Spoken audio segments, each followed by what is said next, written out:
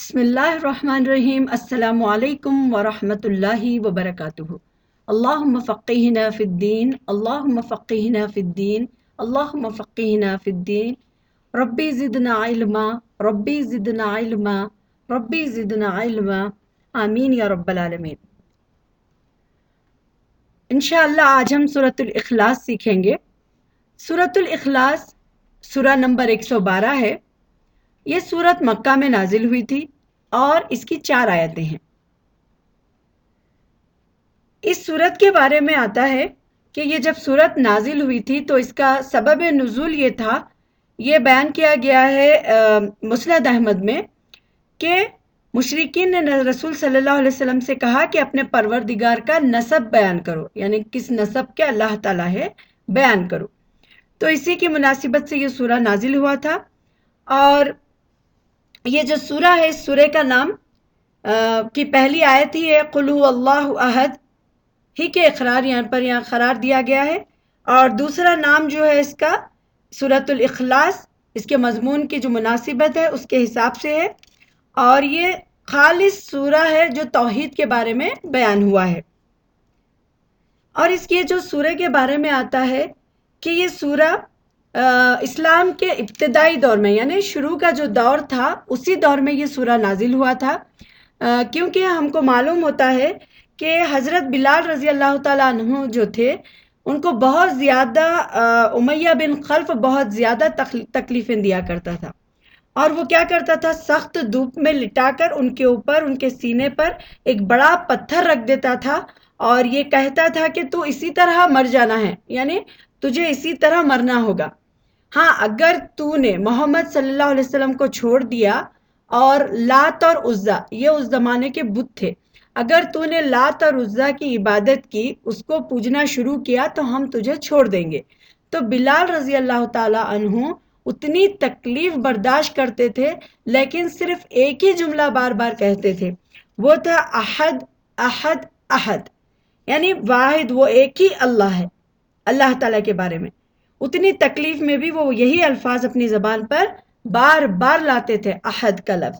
تو اس سے معلوم ہوا کہ یہ جو سورہ ہے یہ اسلام کے شروعات کا جو دور تھا، ابتدائی جو دور تھا، تبھی یہ سورہ اخلاص نازل ہوا تھا۔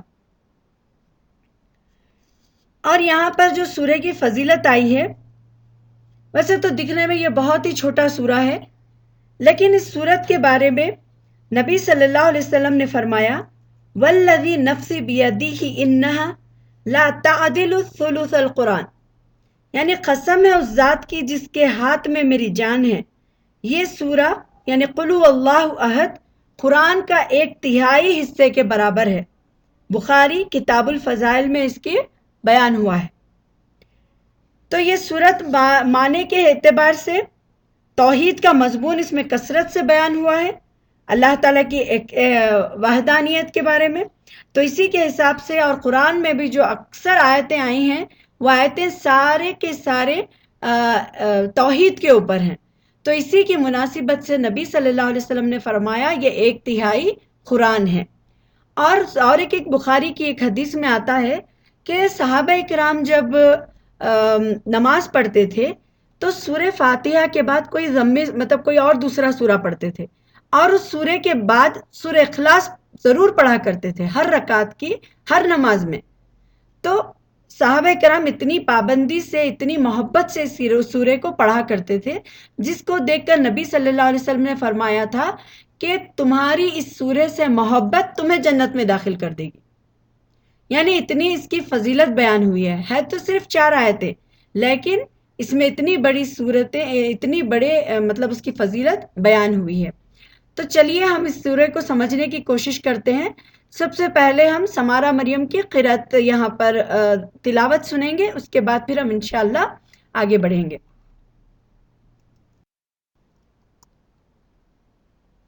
اعوذ باللہ من الشیطان الرجیم، بسم اللہ الرحمن الرحیم،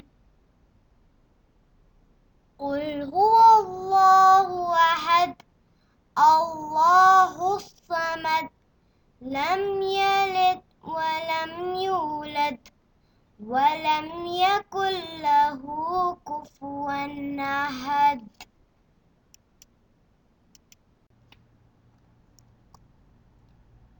بسم الله الرحمن الرحيم. قل هو الله أحد. قل هو الله أحد. کہو کہ وہ ذات پاک ہے جس کا نام اللہ ہے اور وہ ایک ہے. یعنی اللہ تعالیٰ نے نبی صلی اللہ علیہ وسلم کو یہ حکم دیا، مشرکین کو یہ جواب دینے کے لیے کہا کہ وہ اللہ کیا ہے؟ وہ ذات پاک ہے جس کا نام اللہ ہے اور وہ اللہ ایک ہی ہے، اس کے علاوہ اور کوئی معبود، کوئی الہ، کوئی گاڈ یا کوئی خدا نہیں ہے. اللہ تعالیٰ خود یہاں پر بیان کر دیے ہیں کہ اللہ تعالیٰ ایک ہے. اور قرآن میں کئی جگہ اللہ تعالیٰ نے فرمایا وَإِلَٰهُكُمْ إِلَٰهٌ وَاحِدٌ لَا إِلَٰهَ إِلَّا هُوَ، یعنی وہ تمہارا معبود ایک ہی معبود ہے، اس کے سوا کوئی اور معبود نہیں ہے. تو ہم یہاں پر یہ سمجھتے ہیں کہ اللہ تعالیٰ کے علاوہ اور بھی کوئی معبود ہے، یا پھر ہم کیا کرتے ہیں اللہ تعالیٰ کے ساتھ کسی کو ناموں میں، کسی کو کاموں میں، اور اللہ تعالیٰ کے ساتھ کسی کو شریک کر لیتے ہیں. لیکن ہمیں یہاں معلوم ہونا چاہیے کہ اللہ تعالیٰ نے خود فرمایا ہے کہ وہ اللہ جس کا نام وہ ایک ہی معبود ہے، اس کے سوا کوئی معبود نہیں، کوئی الہ نہیں.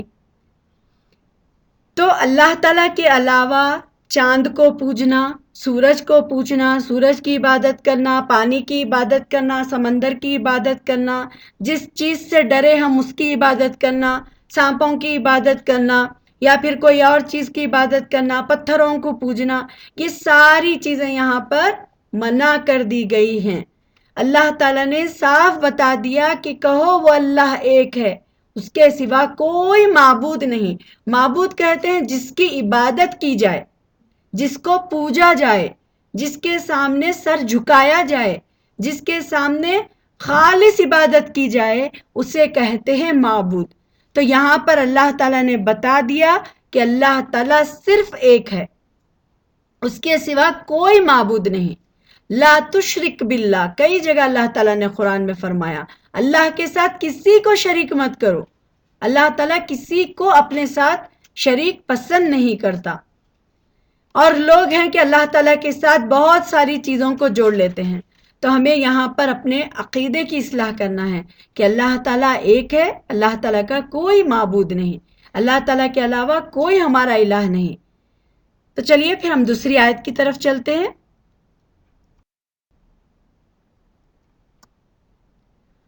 اللہ الصمد. اللہ الصمد، معبود برحق جو بے نیاز ہے. یعنی اللہ تعالیٰ کیا ہے؟ بے نیاز ہے. بے نیاز کہتے ہیں کسی کا محتاج نہیں. جیسا اب ہم دنیا میں کھانے کے محتاج ہیں، پینے کے محتاج ہیں، سونے کے محتاج ہیں.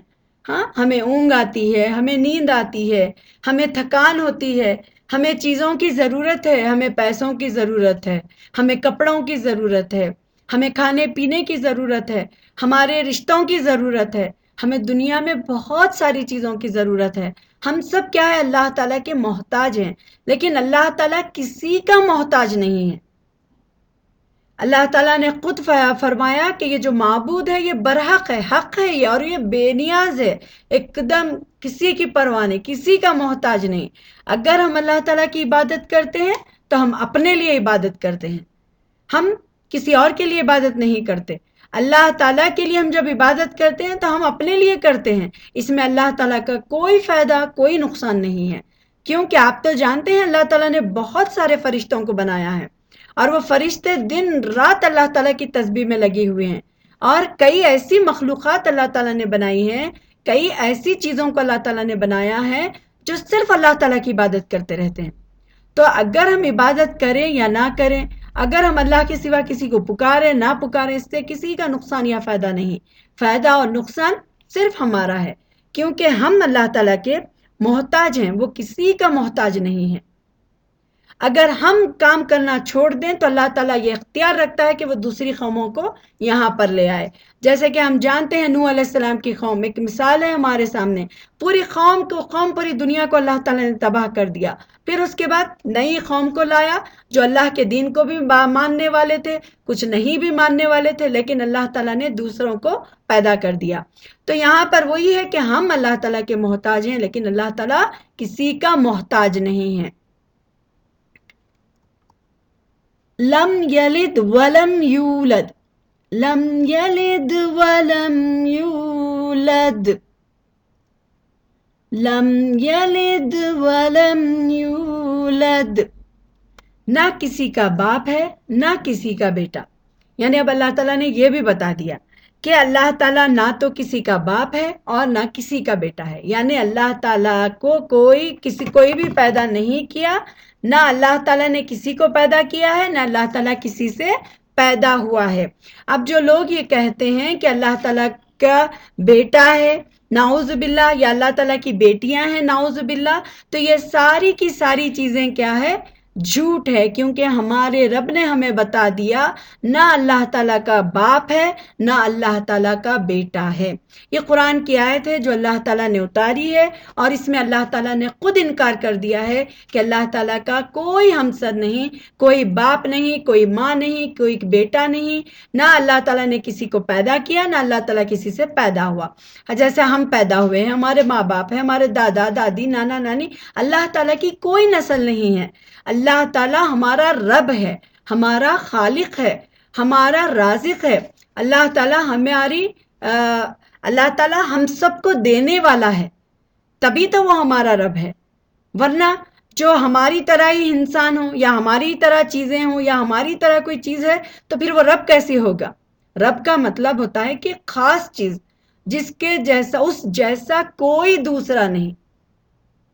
تو یہاں پر اللہ تعالیٰ نے بتا دیا کہ اللہ تعالیٰ کا نہ باپ ہے نہ بیٹا ہے نہ اس کا کوئی خاندان ہے، اللہ تعالیٰ اکیلا ہے، اس کے سوا کوئی معبود نہیں۔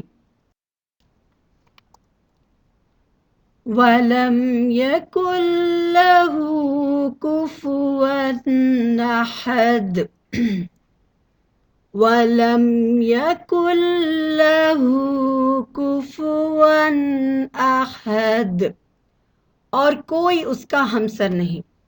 تو اللہ تعالیٰ نے یہاں پر بیان کر دیا ہے کہ اللہ تعالیٰ کا کوئی ہمسر نہیں ہے، کہ اللہ تعالیٰ کیا ہے؟ ایک ہے، اللہ تعالیٰ بے نیاز ہے، یعنی اللہ تعالیٰ کو کسی کی کوئی ضرورت نہیں ہے، نہ اللہ تعالیٰ کو کوئی پیدا کیا نہ اللہ تعالیٰ کو کوئی پیدا، نہ اللہ تعالیٰ کسی سے پیدا ہوئے۔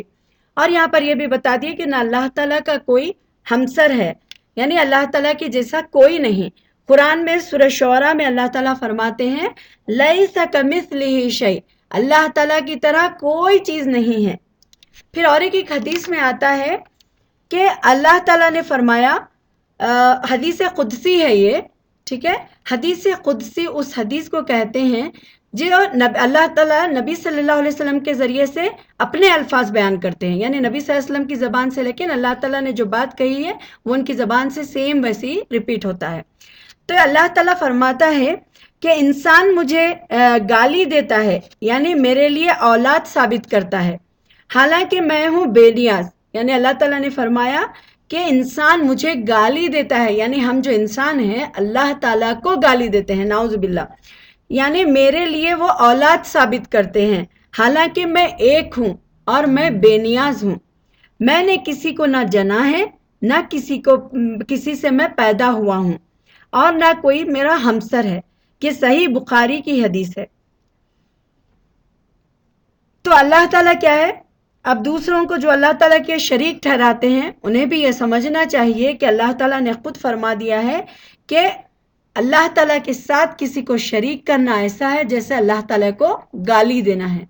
تو یہ حدیث میں بیان ہوئے ہیں الفاظ، یعنی بندہ مجھے گالی دیتا ہے، یعنی میرے لیے وہ گالی کیسے دیتا ہے؟ میرے لیے اولاد بناتا ہے، مجھے کسی کے ساتھ جنا ہوا کہتا ہے، یا کوئی مجھ سے جنا ہوا کہتا ہے، یعنی کوئی اس سے پیدا ہوا۔ تو یہاں پر معلوم ہوا کہ اللہ تعالیٰ کا نہ تو کوئی اللہ تعالیٰ کا ہمسر نہیں ہے۔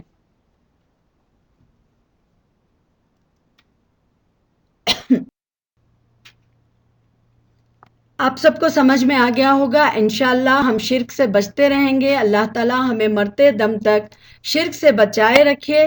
اللہ تعالیٰ ہم سب کو شرک اور بدعات سے محفوظ رکھے اور ہم صرف اور صرف خالص اللہ تعالیٰ کی عبادت کرنے والے بنائیں اور اللہ تعالیٰ ہم کو اپنے خالص بندے بنا لیں, اپنے پسندیدہ بندے بنا لیں.